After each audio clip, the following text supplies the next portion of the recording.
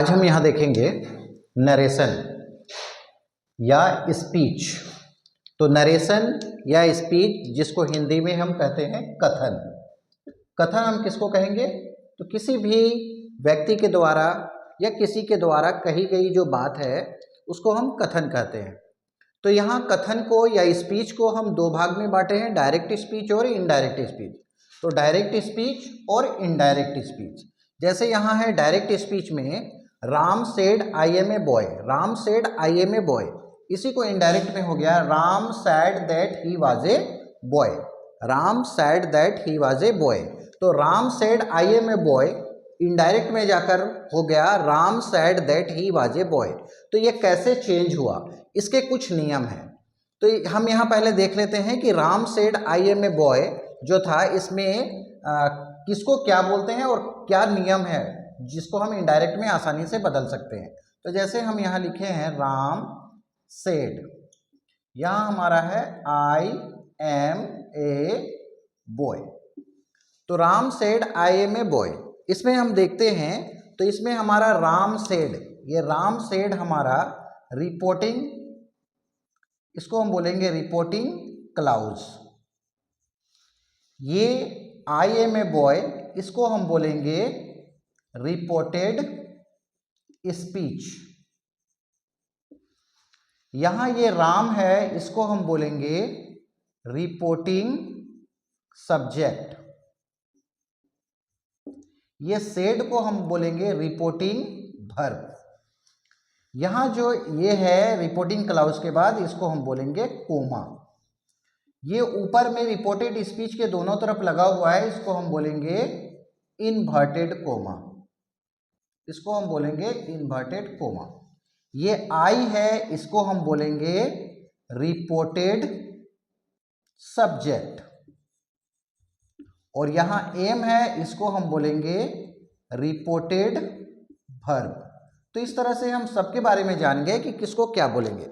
तो राम सेड, ये है हमारा रिपोर्टिंग क्लाउज, यहाँ राम रिपोर्टिंग सब्जेक्ट, सेड यहाँ है रिपोर्टिंग वर्ब, ये है कोमा।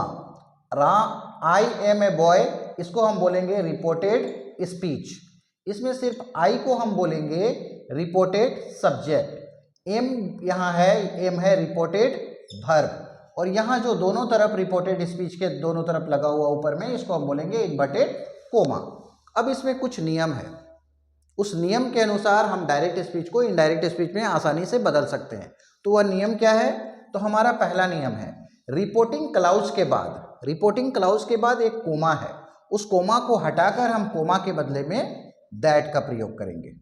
दूसरा नंबर हमारा है रिपोर्टेड स्पीच डायरेक्ट स्पीच में इन्वर्टेड कोमा के अंदर बंद होता है, इनडायरेक्ट स्पीच में हम इन्वर्टेड कोमा का प्रयोग, इन्वर्टेड कोमा का प्रयोग नहीं करते हैं, इन्वर्टेड कोमा का प्रयोग नहीं करते हैं। तीसरा हमारा नियम है रिपोर्टिंग सब्जेक्ट के अनुसार, यानी कि रिपोर्टिंग सब्जेक्ट ये है, इसके अनुसार हम रिपोर्टेड सब्जेक्ट को बदलेंगे। तो राम के अनुसार हम आई को चेंज करेंगे। तो तीसरा नियम हमारा हो जाएगा रिपोर्टिंग सब्जेक्ट के अनुसार रिपोर्टेड सब्जेक्ट को बदले। और चौथा हमारा नियम हो जाएगा रिपोर्टिंग वर्ब के अनुसार, रिपोर्टिंग वर्ब हमारा सेड है, सेड के अनुसार हम रिपोर्टेड वर्ब को बदलेंगे। तो यहां चौथा नियम हमारा हो जाएगा रिपोर्टिंग वर्ब के अनुसार रिपोर्टेड वर्ब को बदले। तो यहाँ चार नियम है, इसी चार नियम का प्रयोग करके हम आसानी से डायरेक्ट स्पीच से इनडायरेक्ट स्पीच में किसी भी सेंटेंस को बदल सकते हैं। तो हमारा पहला जो नियम है वह है कि रिपोर्टिंग क्लाउज के बाद एक कोमा होता है, हम इनडायरेक्ट में कोमा के बदले दैट का प्रयोग करते हैं। दूसरा हमारा नियम है इनडायरेक्ट स्पीच में इन्वर्टेड कोमा का प्रयोग नहीं करते हैं।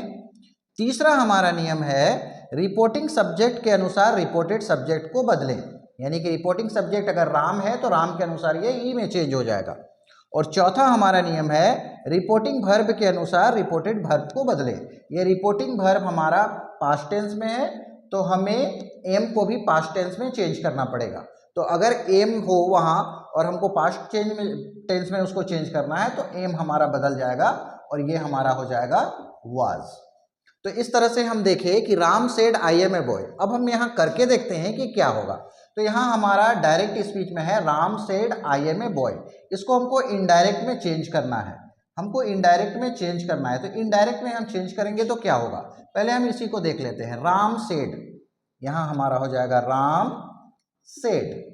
इसके बाद एक कोमा है, कोमा के बदले हम किसका प्रयोग करेंगे, दैट का। हम यहाँ प्रयोग किए दैट का। दूसरा नियम हमारा बोलता है इन्वर्टेड कोमा का प्रयोग इनडायरेक्ट में नहीं करते हैं, तो हम इसके आगे इन्वर्टेड कोमा का प्रयोग नहीं करेंगे।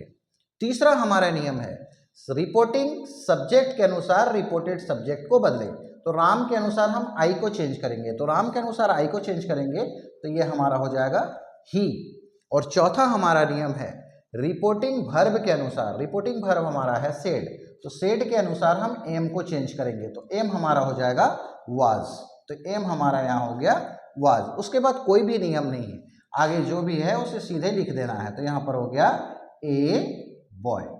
तो इस तरह से हम देखे थे, हमारा क्वेश्चन था Ram said I am a boy.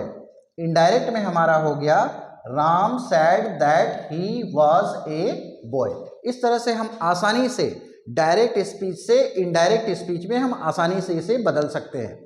इसमें डायरेक्ट स्पीच से इनडायरेक्ट स्पीच में बदलने के लिए इसमें 5 प्रकार के सेंटेंस है। जैसे हमारा इसमें आता है assertive sentence, interrogative sentence, imperative sentence, exclamatory sentence और यूनिवर्सल ट्रूथ। तो एक एक करके हम जानेंगे सभी के बारे में कि कैसे क्या नियम है और किस तरह से हम डायरेक्ट स्पीच को इनडायरेक्ट स्पीच में आसानी से हम बदल सकते हैं।